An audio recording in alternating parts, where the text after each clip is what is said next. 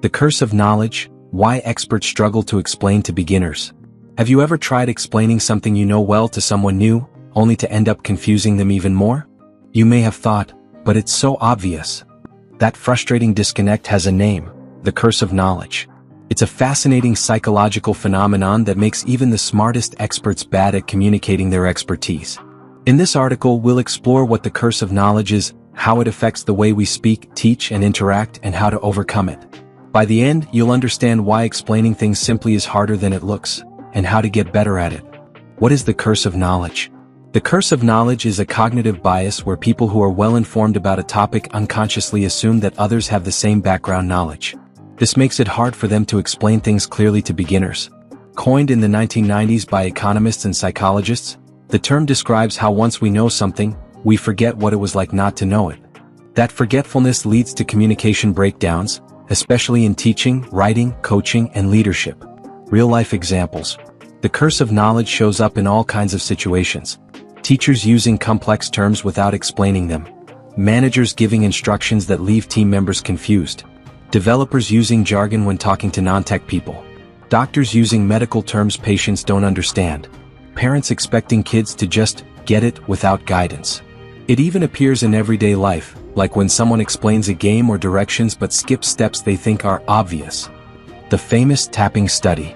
In 1990, a Stanford graduate student named Elizabeth Newton conducted a simple yet groundbreaking study.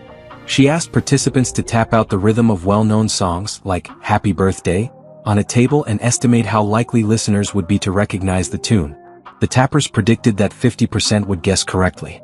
In reality, only 2.5% did. Why the huge gap? The tappers were hearing the song in their head while tapping. Listeners only heard random knocks. This illustrates the curse of knowledge perfectly. Once we know something, it becomes impossible to imagine what it's like not to know it. Why it happens? The curse of knowledge stems from how memory and learning change our brain.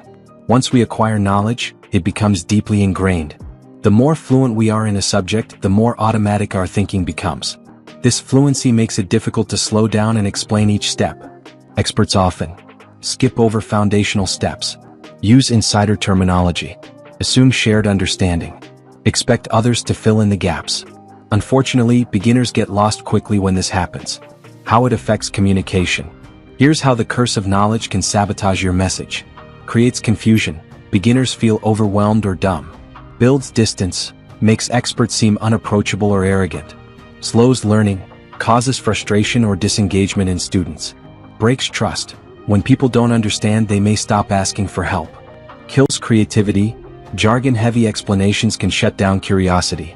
This bias doesn't just affect verbal communication. It also shows up in written content, visual presentations, and even UX design.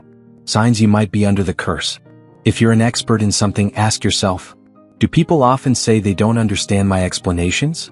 Do I assume others just know what I'm talking about? Do I get frustrated repeating myself? Do I use jargon or shortcuts without thinking? Do I struggle to simplify my ideas? If you said yes to any of these, you might be under the curse of knowledge. Who it affects the most? This bias is common among educators and trainers, engineers, developers and scientists, medical professionals, corporate leaders and managers, writers and content creators. In fact, the more accomplished you are in your field, the more likely you are to fall into this trap. How to overcome the curse of knowledge. 1. Know your audience. Always consider who you're speaking to. What is their background? What might they not know yet? 2. Break it down. Use the explain it to a 10-year-old test. If a child can understand it, so can a beginner. 3. Avoid jargon. Replace technical terms with plain language unless your audience is already familiar with them. 4. Use analogies and stories. Good metaphors and relatable stories help bridge knowledge gaps and keep people engaged. 5. Pause and check understanding. Ask questions like, is that making sense so far? Or what would you like me to clarify? 6. Invite feedback. Encourage people to say when they're lost. Create a safe space where confusion isn't punished. 7. Test your explanation. Try explaining your concept to someone unfamiliar with the topic. See where they get confused. 8. Keep practicing. Clarity is a skill.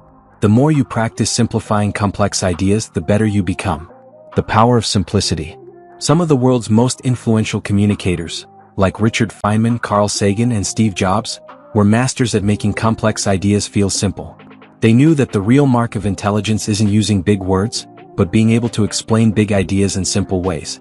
When you overcome the curse of knowledge, you become more influential, persuasive, and impactful. You help others learn faster and you build trust instead of confusion.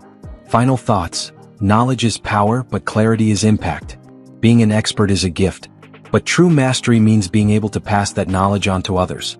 The curse of knowledge can limit your influence, but once you recognize it, you can dismantle it.